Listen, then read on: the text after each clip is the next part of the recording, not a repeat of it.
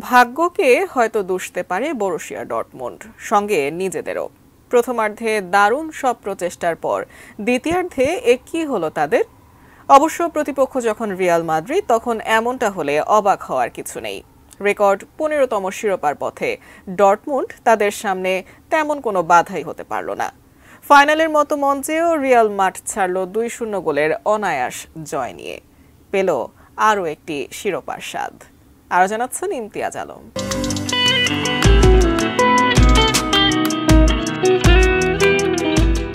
Champions লিগের final বলে কথা, তাই উত্তেজনা আর চমকও কম থাকেনি ম্যাচটিকে ঘিরে। চ্যাম্পিয়ন্স লিগের রিয়াল মাদ্রিদকে নিয়ে নতুন করে বলার কিছু নেই। আরও একবার প্রমাণ করে দিল কেন তারা টুর্নামেন্টটির সবচেয়ে সফল দল। ভাগ্যও হয়তো চেয়েছিল 15তম শিরোপাটি এবারে উঠুক তাদেরই হাতে, নইলে কেনই বা নিকোলাস ফুলক্রুগের সেই শট পোস্টে লেগে ফিরে আসবে।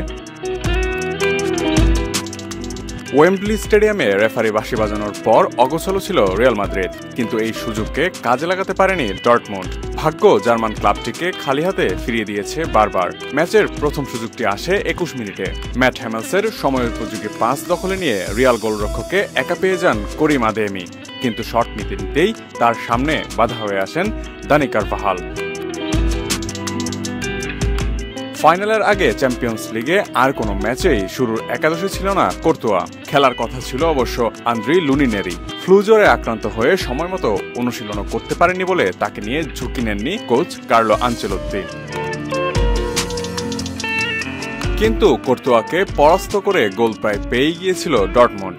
23 মিনিটে মাতসেনের কাছ থেকে বল পেয়ে গোলমুখে শট নেন ফুলক্রুগ। তার ঠেকানোর জন্য 2 হাত ছড়িয়ে দিয়েও পারেননি কোর্তোয়া। তবে শেষ পর্যন্ত রিয়ালকে বাঁচানোর ভূমিকাটা পড়ল বার পোস্টের কাঁধে, যা গোল থেকে বঞ্চিত করল ডর্টমুন্ডকে। 28 মিনিটে দারুণ এক সেভে রিয়ালকে রক্ষা করেন কোর্তোয়া। তাই গোলশূন্য ড্র নিয়ে কোনো মতে বিরতিতে যেতে পারায় স্বস্তি পায় রিয়াল। কিন্তু দ্বিতীয়ার্ধে মাঠে নামে তারা খেলার মোড় ঘুরিয়ে দেওয়ার স্বপ্ন নিয়ে। সেই স্বপ্ন পূরণ করেই মাঠ ছাড়ে তারা। টনি ক্রুসের ক্লাব ক্যারিয়ারের শেষটাও তাই হলো রাজকীয়ভাবেই।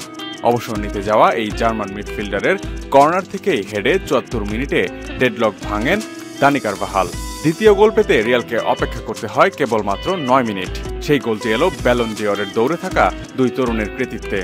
জুড বেলিংহ্যামের পাস থেকে খুব সহজেই জালের ঠিকানা খুঁজে নেন ভিনিসিয়াস জুনিয়র। এরপর আর কি, কোনো অঘটন ছাড়াই হাজির হলো রিয়াল মাদ্রিদের চ্যাম্পিয়ন হওয়ার মুহূর্ত।